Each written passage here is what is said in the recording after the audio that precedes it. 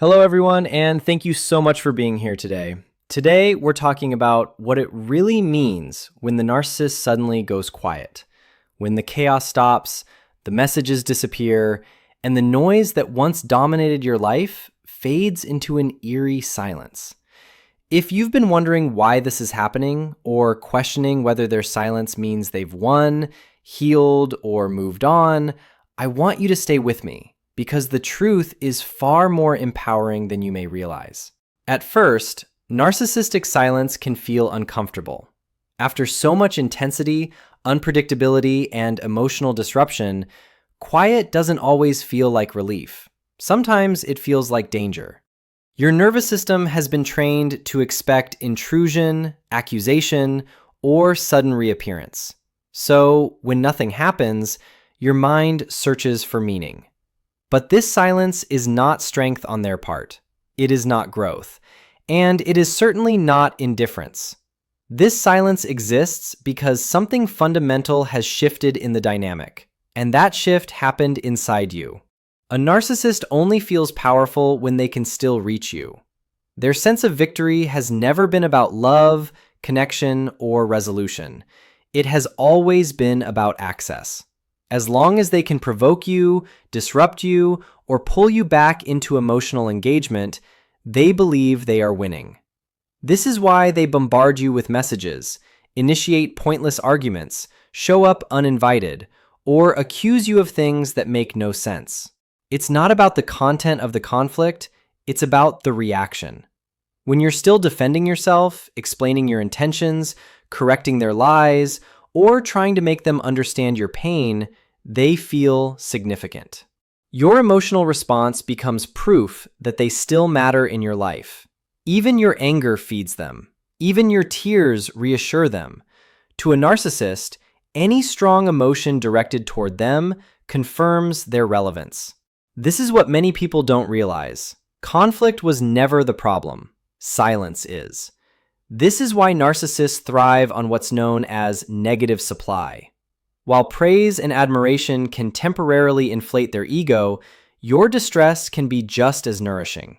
Your frustration, heartbreak, and exhaustion tell them they still have power over your emotional state. When you react, they feel validated. When you argue, they feel alive. When you try to be understood, they feel important. But then something changed. You stopped engaging the way you used to. Maybe it wasn't dramatic. Maybe it happened slowly. You stopped responding immediately. You stopped explaining yourself. You stopped reacting with the same intensity. And eventually, you stopped altogether. That moment, whether you realized it or not, was the moment their power began to collapse. Indifference is devastating to a narcissist, not because it's cruel, but because it removes their emotional fuel. When you no longer react, you no longer validate their existence. When you don't respond, you deny them the reassurance they rely on to regulate their fragile sense of self. Your silence doesn't wound them the way anger does. It terrifies them, because it forces them to face the one thing they work endlessly to avoid: irrelevance. This is where the pretending begins. The narcissist doesn't suddenly become quiet because they've accepted responsibility or reached emotional clarity.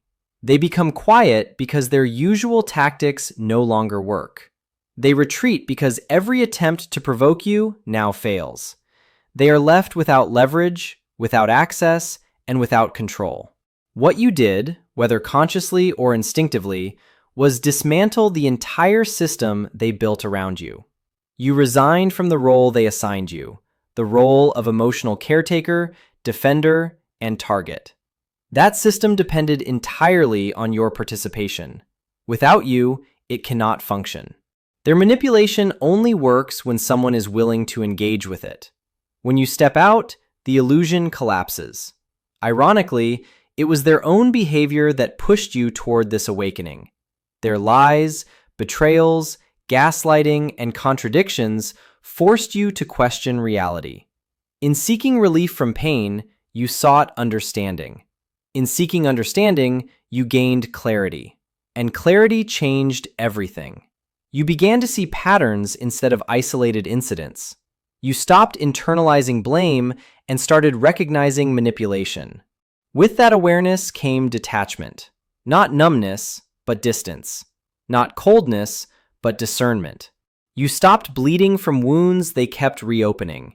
You realized that the constant turmoil wasn't love, connection, or passion. It was control. And once you saw that clearly, something inside you shifted permanently. This is why their silence now feels so pronounced. They have nothing left to work with. You no longer defend yourself against false accusations. You no longer try to prove your worth. You no longer chase closure. You no longer argue with a narrative designed to keep you stuck. You simply stepped away. And in doing so, you exposed the truth. You didn't lose anything of value. They did. What once felt like an intimidating, powerful presence has been revealed as a deeply insecure individual whose sense of identity depended on your attention. Without you, they are forced to confront an emptiness they cannot tolerate. So they retreat, they disappear, they pretend.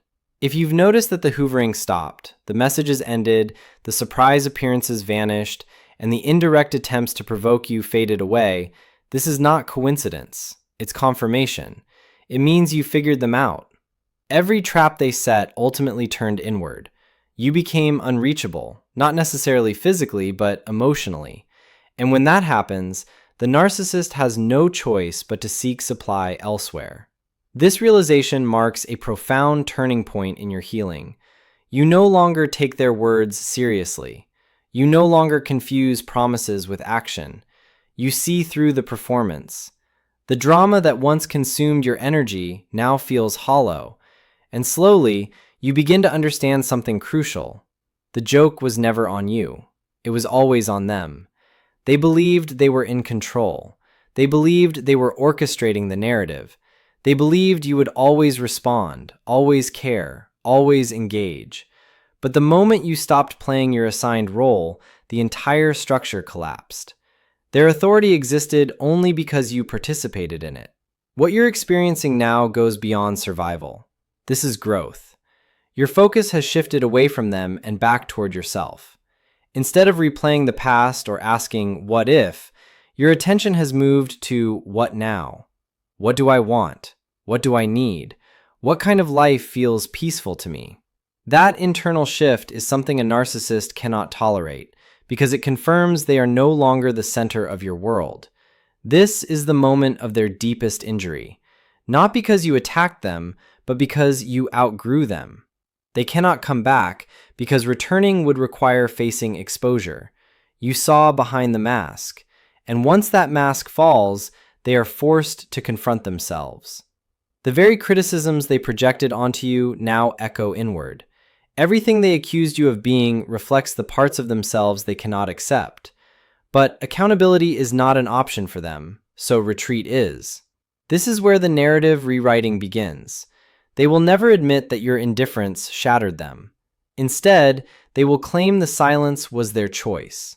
To others, they present themselves as calm, mature, and self-sacrificing. They say they walked away for their own sanity. They say you were toxic. They say they took the high road. This false narrative serves one purpose: preserving the illusion of control. It allows them to appear powerful while avoiding the truth, that your strength rendered them irrelevant. Their silence is not peace, it is self-protection. They may appear to move on quickly. New relationships, curated happiness, carefully crafted images of success and contentment. But these displays are not signs of healing. They are distractions, performances meant to convince others and themselves that they haven't lost anything. But beneath that surface, the loss is undeniable. They lost someone who brought stability to their chaos, someone who gave meaning to their fragmented inner world, someone who believed in them, supported them, and saw potential where there was none. And they know it, even if they will never say it out loud. That knowledge follows them quietly. It sits beneath every smile, every performance, every declaration of indifference. They understand that what they lost cannot be replicated, and that realization, whether they admit it or not, is the true reason for their silence. Because while their silence may look like an ending on the surface, It is actually the beginning of a very different chapter for both of you. The difference is that your chapter is rooted in clarity and freedom, while theirs is rooted in avoidance and fear. When a narcissist loses someone like you, they don't simply lose a relationship. They lose regulation. They lose structure. They lose the person who unknowingly helped them hold themselves together. Your presence once gave their internal chaos a sense of order. Even during conflict, your engagement grounded them. Without you, that grounding disappears, and what replaces it is not peace, but internal noise. This is why their silence is not calm. It is containment. It is the effort of someone desperately trying to keep their inner world from unraveling. The voices they spent their life running from grow louder in your absence. The shame they projected onto you has nowhere to go. The emptiness they avoided now sits front and center. And because they lack the capacity for honest self-reflection, they do what they've always done. They look outward. This is often when you see sudden changes in their life. A new relationship appears quickly. A public display of happiness intensifies. Big promises, big gestures, and sometimes even rushed commitments surface out of nowhere. To an outsider, it may look like they've won or moved on effortlessly. But these moves are not signs of healing. They are signs of panic. What they are really doing is trying to replace what you provided without acknowledging why it mattered. They are attempting to recreate the sense of stability you gave them, using someone else as a stand-in. But because the problem was never you, this replication never lasts. It only delays the inevitable collapse. You may notice that they suddenly seem willing to do things for this new person that they never did for you. They may appear more attentive, more committed, more publicly affectionate. This can be deeply confusing and painful if you don't understand what's happening beneath the surface. But this isn't proof that the new person is more special. It's proof that the narcissist is afraid. They are afraid of losing supply again, afraid of exposure again, afraid of sitting alone with the truth again. Their effort now is driven by fear, not love, and fear is never sustainable. Meanwhile, you are living in a completely different reality. While they are scrambling to construct a new illusion, you are dismantling old ones. Your nervous system, once locked in survival mode, is slowly learning what safety feels like. The hypervigilance fades. The constant anticipation of conflict eases. You begin to breathe more deeply, sleep more soundly, and think more clearly. You are no longer orienting your life around someone else's moods, reactions, or unpredictability. Your energy has returned to you, and with that return comes discernment. You begin to see the difference between intensity and intimacy, between attention and care, between control and connection. These distinctions are not intellectual anymore. They are embodied. The narcissist senses this shift, even from a distance. They can feel that you are no longer available in the way you once were. Not emotionally, not energetically, not psychologically. They know they cannot reach the version of you that once tried to fix, save, or explain. That version of you is gone, and this is deeply destabilizing for them. This is why they often remain silent rather than risk contact. Reaching out would mean confronting your clarity. It would mean risking rejection from someone who now sees them accurately. It would mean losing the upper hand entirely. Silence becomes safer than exposure. That doesn't mean they aren't watching. Many narcissists monitor quietly. They check social media, ask mutual connections indirect questions, or keep tabs from the shadows. Not because they want reconciliation, but because they need information. They need to know if you are still emotionally available, if you are still hurting, if you still care. And what they see now unsettles them. They see movement, growth, lightness.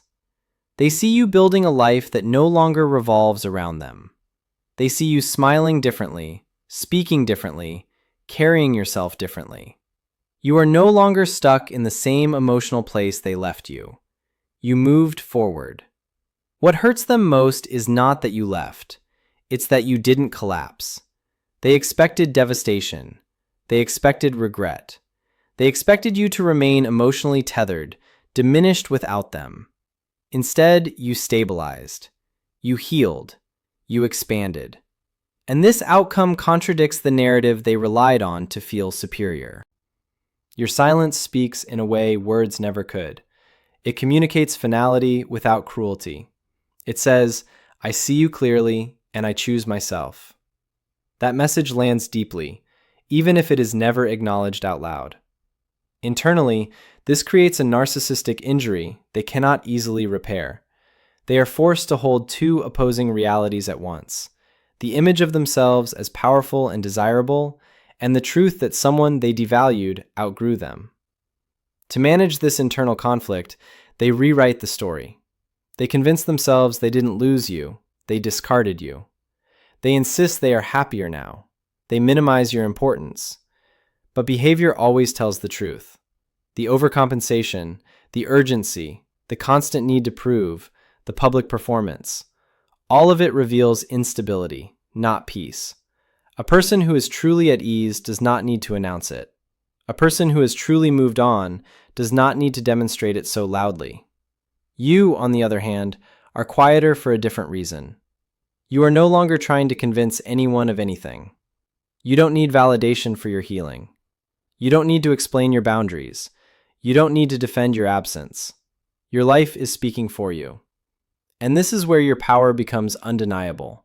You are no longer reacting. You are responding intentionally, or not at all.